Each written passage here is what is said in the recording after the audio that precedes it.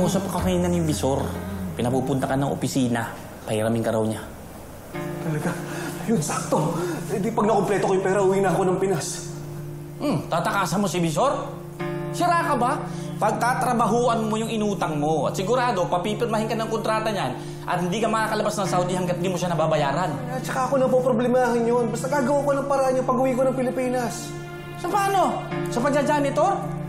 Pre, hindi sapat yun. Isa pa, nasa employer natin yung mga passport natin. Kaya hindi tayo makakauwi. Lalo-lalo ka na. Ang pinakamaganda niyan, pumirma ka ng kontrata, kunin mo yung pera, ipadala mo doon kay Maring Felma. Pare, pag pumirma ako ng kontrata, hindi ako makakawala kay Hazel. Kailangan ko sa pakasalan.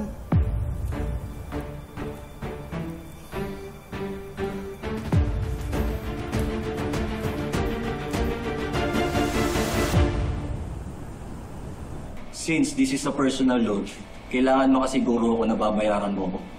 Mababasa mo dyan sa kontrata, may mga kondisyon ako.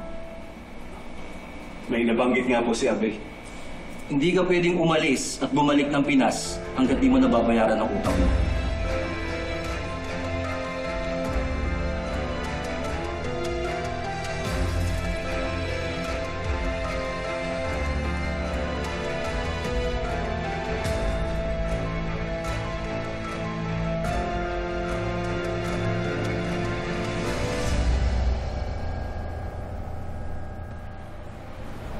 Hello, mahal. Alam mo namang mahal na mahal kita, hindi ba?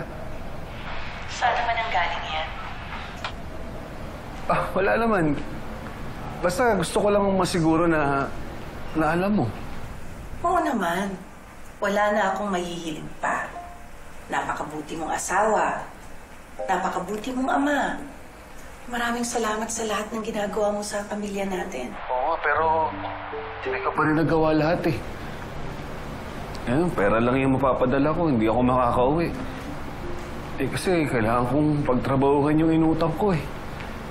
Tsaka mahal din yung pamasahe. Di yung ibibili ko ng ticket, ipapadala ko na lang sa inyo yung pera.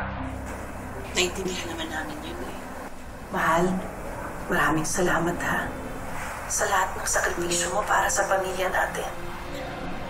Oo nga, pero hindi pa rin ako perfecto, mahal eh. Kaya kung ano man yung pagkukulang mo, ikaw nang bahalang umunawa, ha? Ano ibig sabihin nun? Okay ka lang ba? Hindi, mahal. Basta tandaan mo. Lahat ng ginagawa ko dito para sa'yo, para sa mga anak natin. Ha? Lahat ng pagsasakripisyo ko, dahil mahal na mahal ko kayo. Manuel, mahal na mahal ka rin namin. Sige, mahal. Basta tandaan mo, mahal na mahal kita.